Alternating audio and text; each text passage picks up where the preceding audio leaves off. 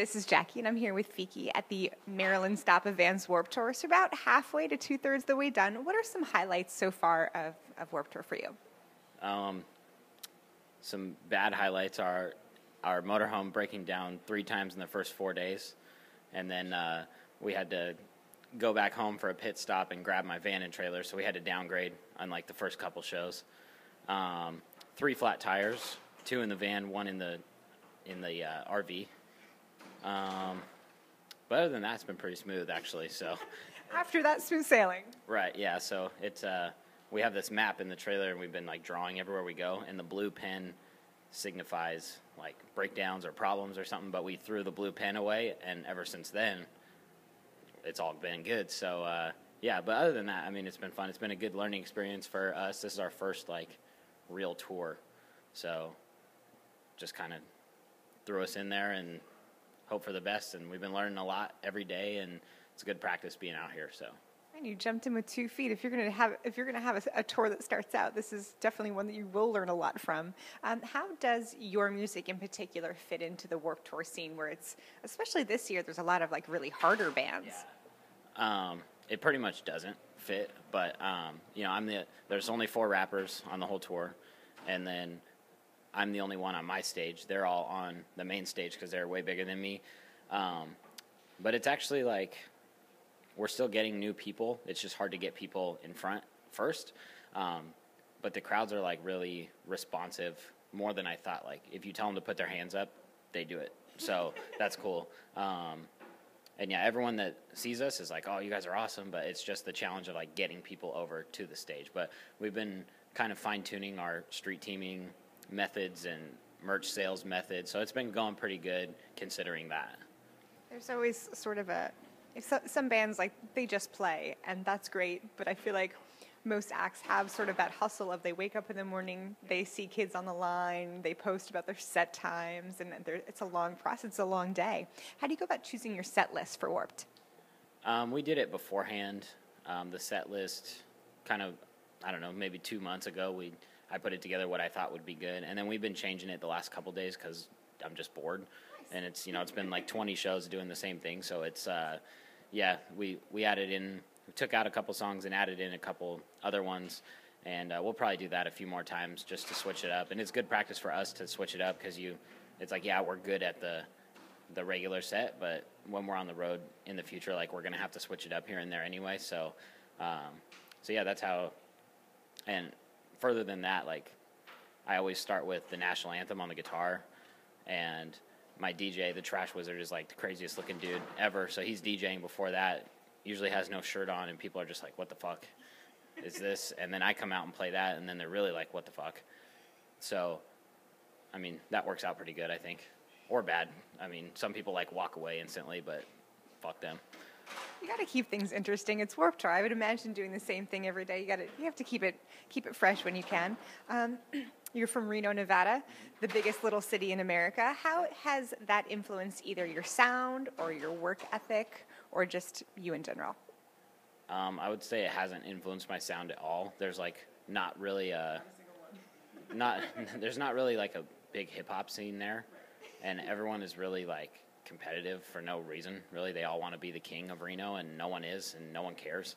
But that's how it has influenced like other things about music, because I was never like out there on every single show that came to town and like trying to get my name out there locally. I just always focused on the internet and like nationally, worldwide, like bigger picture stuff. And I think if I was in a market at home that was like a good hip hop scene, then I probably wouldn't have done that. So, speaking of online things, what role do you see Spotify playing in your music? Spotify is really huge right now. I think it's it's definitely more popular than the other streaming services, and like with people not really buying music anymore, like you have to get it where you can with the streaming. So definitely, like we put out 12 singles so far this year. And I saw, since we started doing that, like the consistent, even though it's not albums, it's just song.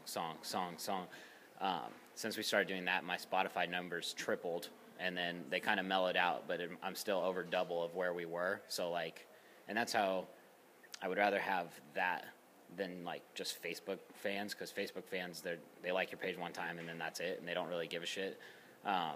So the people who are consistently listening to your music, those are the ones who are going to come out to the show and buy merch and like really support what we do, rather than just like on Facebook and that's it. So that's why, going back to Spotify, like that's why we've been doing that instead of like viral videos like I did last year. I've just been focusing on building my catalog and finding new fans through Spotify and all the other services to like become real fans that are into the music and not just like the fast rapping on Facebook. I definitely think that's important. In 2017, being music sales being what they are or aren't, what is success? How do you feel successful? You've done this, or you've seen this, or experienced this. What does success feel like in this weird music era? I mean, everyone defines it differently.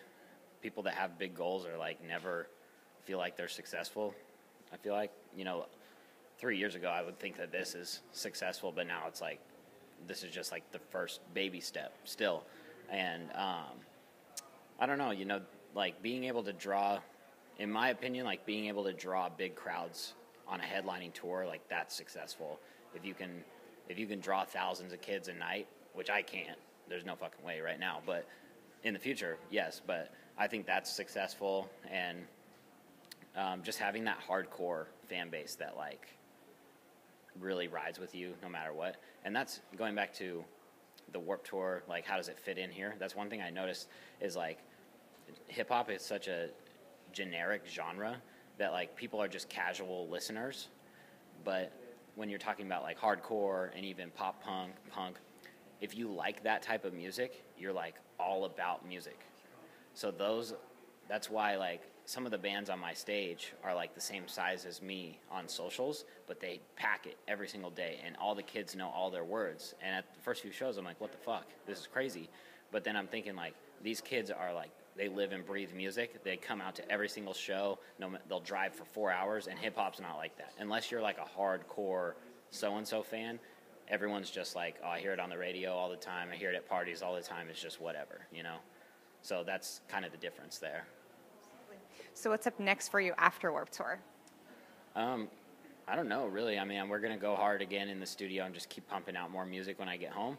But I hope to, like, get a direct tour support spot either for the fall or the spring or whenever. That's my next goal for touring, at least, with someone.